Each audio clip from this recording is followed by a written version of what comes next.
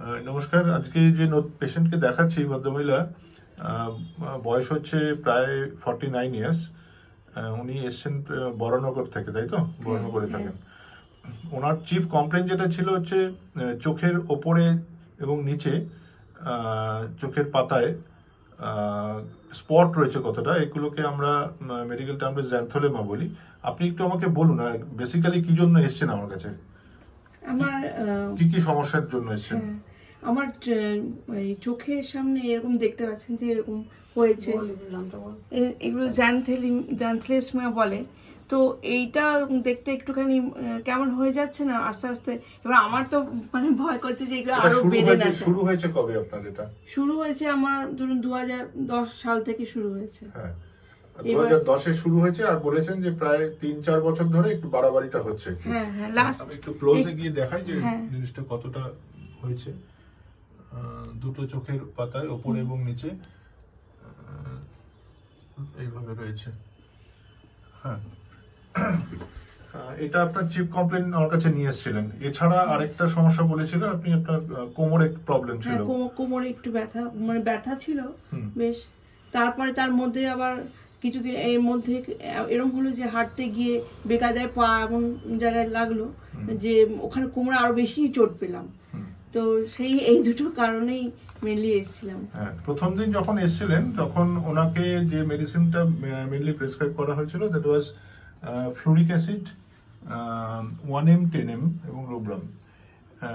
এটা দেওয়া হয়েছিল ওনার যে বাকি সিমটমস গুলো ছিল আর কি, যেগুলোর উপর বেস করে আমরা হোমিওপ্যাথিক মেডিসিন সিলেকশন করি। তার মধ্যেই দেখা যাচ্ছে যে উনি এমনিতে থাইরয়েডের পেশেন্ট, 7.29 হচ্ছে ওনার TSH লেভেল। আপনি থাইরয়েডের জন্য ওষুধ খান তো আলাদাভাবে? হ্যাঁ, থাইরয়েডের জন্য খাই, হোমিওপ্যাথিক ওষুধই খাই। হোমিওপ্যাথিক ওষুধ খান। আর এছাড়া পাস্ট হিস্ট্রিতে দেখা যাচ্ছে জন্ডিস, চিকেন পক্স, মিজলস এবং ডেঙ্গু এগুলো হয়েছিল। এবং আপনার গল ব্লাডার অপারেশন হয়েছে 2017-তে। ফ্যামিলি হিস্ট্রিতে রয়েছে গ্লুকোমা, ওনার মা গ্লুকোমাতে ভুগছেন। এবং মায়েরও গ্র্যান্ডফাদার, দ্যাট ওয়াজ মায়ের বাবা, দাদু আর কি, তারও চোখের জ্যান্থোলেমা রয়েছে বা ছিল, তাই তো? আর হার্টের কিছু প্রবলেম, হার্ট এনলার্জ রয়েছে। জেনারেল সিমটমস এর মধ্যে দেখা যাচ্ছে উনি একটু হট পেশেন্ট, গরমে কষ্ট বেশি হয়, ঠান্ডা লাগার টেন্ডেন্সি রয়েছে, স্যালাইভেশন হয়, লবণ খেতে খুব পছন্দ করেন, চকলেটটা ভীষণ প্রিয়, ঝাল খেতে খুব পছন্দ করেন, আইসক্রিম পছন্দ করেন। মেমোরি একটু উইক কিন্তু ভীষণভাবে সিম্প্যাথেটিক। এইগুলোর উপর বেস করে, এই ঝাল খেতে পছন্দ করা এবং এই হট পেশেন্ট, এগুলোর উপর বেস করে ওনাকে প্রেসক্রাইব করা হয়েছিল প্রথম দিন ফ্লুরিক অ্যাসিড 1M এবং 10M, তার সাথে রুব্রাম 200। এগুলো খাওয়ার পরে, শুরু করার পরে ওনার হঠাৎ উনি 1 মাসের ওষুধ দেওয়া ছিল, উনি চোট পেয়ে যান দিন 15 বাদে।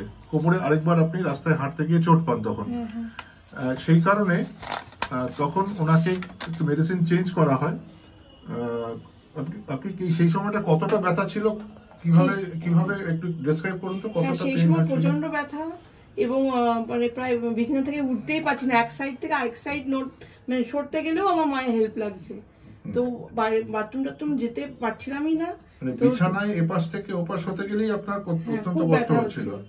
তো সেই সময় আমি আবার ওনাকে কাছে যাই। হ্যাঁ, সেটা হচ্ছে 30শে জানুয়ারি 2025-এ এই ঘটনাটা ঘটেছে। আমার কাছে উনি এসেছিলেন, তার 3-4 দিন আগে উনি চোটটা পান এবং সেখানে এক্সরে করা হয়। এক্সরে রিপোর্ট যা রয়েছে, এক্সরে রিপোর্টে রয়েছে যে আর্লি লাম্বার স্পন্ডাইলোসিস, কোমরের L4 L5 রিজিয়নে স্পন্ডলাইটিস চেঞ্জ ধরা পড়েছে। এবং ওই যে ব্যথাটা তখন হলো, এত সিভিয়ার যন্ত্রণা, বিছানায় এপাশ ওপাশ হতে পারছিল না প্রায় দিন 15-16 আগে, আজ থেকে। আজ হলো 15 ফেব্রুয়ারি। ওনাকে প্রেসক্রাইব করা হয়েছিল হ্যানিম্যান টিংচুরা অ্যাক্রিস সাইনক্যালি 0/2 এবং 0/3। কিসের ওপর বেস করে? মেইনলি হচ্ছে আমরা জানি এই মেডিসিনটা হচ্ছে আমাদের পুরো যত সার্ভাইকাল রিজিয়ন থেকে শুরু করে পুরো লাম্বার রিজিয়ন পর্যন্ত যত নার্ভস রয়েছে তার উপরে খুব ভালো কাজ করে। এছাড়া ভীষণভাবে উনি সিম্প্যাথেটিক, তাই তো? এটা এই কথাটা বলেছেন, ভীষণ সিম্প্যাথেটিক মাইন্ডেড। বেসিক্যালি সিম্প্যাথি নেচারের উপর বেস করে, এবং মিষ্টিটা অতটা পছন্দের নয়। উনি কেক ভালোবাসেন, চকলেট, কিন্তু মিষ্টিটা নট সো ক্রেভিং, কিন্তু অ্যাভারশন টু সুইটি আমরা বলবো। আগে তো একদমই খেতে চাইতেন না মিষ্টি। এইটার উপর বেস করে ওনাকে এই অ্যানিম্যাল টিংচার অ্যাক্রিস সাইনকালি 0/2 এবং 0/3 প্রেসক্রাইব করা হয়। তারপরে এই দিন 15 পরে এখন মোটামুটি ভাবে আপনি কতটা ভালো আছেন বলছেন? প্রায় এখন ব্যথাটা অনেকটা কম, কিন্তু ওই সকালের দিকে উঠলে একটু ব্যথাটা অনুভব হয়, কিন্তু আস্তে আস্তে দিনে যতটা এগোতে থাকে ব্যথাটা কমতে থাকে। প্রায় 50 থেকে 60% মতো ব্যথা এখন কম আছে আপনার, এই তো? হ্যাঁ ঠিক। এই যে ব্যথাটা সিভিয়ার হঠাৎ করে হয়েছিল, যে চোট পেয়েছিলেন, সেই ব্যথাটা প্রায় অর্ধেকের মতো কমে গেছে আজকে যেটা দেয়া হলো। এবং ওনার আরেকটা বক্তব্য হচ্ছে যে কিছুটা ওনার মাও বললেন, চোখের যে স্পটগুলো রয়েছে পাতায় ওপরে এবং নিচেরটা একটু যেন চেঞ্জ এসছে। নিচে যে আমরা যেটা সাধারণভাবে বলি যে কোলেস্ট্রল ডিপোজিশনের জন্য হয়, এটা সবসময় কথাটা সঠিক নয়। ব্লাডে টেস্ট করে অনেক সময় দেখা গেছে যে লিপিড প্রোফাইল যদি তাদের হয়তো নর্মালি রয়েছে, কিন্তু এই স্পটগুলো, এই টিস্যু চেঞ্জগুলো অনেক সময় এদের ক্ষেত্রে দেখা যায়। সেটাও একবার মাত্র ওষুধ খাওয়াতে কিছুটা একটা চেঞ্জ আসছে বলে ওনারা মনে করছেন, ডান চোখের তলায় বিশেষ করে। এটা আরো চলতে থাকবে। এখন আজকে কোমর ব্যথা যেহেতু রয়েছে কিছুটা, সেই জন্য ওনাকে ওই মেডিসিন, আগের মেডিসিনটাই হ্যানিম্যান টিংচার অ্যাক্রিস সাইনকালি 0/4 এবং 0/5 প্রেসক্রাইব করা হলো, দিনে 2 বার করে খাওয়ার জন্য। আশা করছি আর 2-1 মধ্যে আপনার কোমর ব্যথাটা অনেকটাই কমে যাবে। ওনাকে আরেকটু অ্যাডভাইস করা হয়েছে যে ওজনটা যেহেতু বেশি আছে, ওনার চেহারাটা খুব বাল্কি চেহারা, একটু হাঁটাচলা করলে, একটু যদি হাঁটতে পারেন রেগুলার, আর একটু ভালো হয় ওনার হেলথের পক্ষে। কিছু ডায়েট বলা হয়েছে, মিষ্টি খেতে বারণ করা হয়েছে। এগুলো করলে পরে আশা করা যায় আর খুব তাড়াতাড়ি রিলিফ হয়ে যাবে ওনার কোমর ব্যথাটা। আর ঠিক আছে, আপনার পারমিশন নিয়ে ভিডিওটা করলাম। ঠিক আছে, থ্যাংক ইউ। ধন্যবাদ।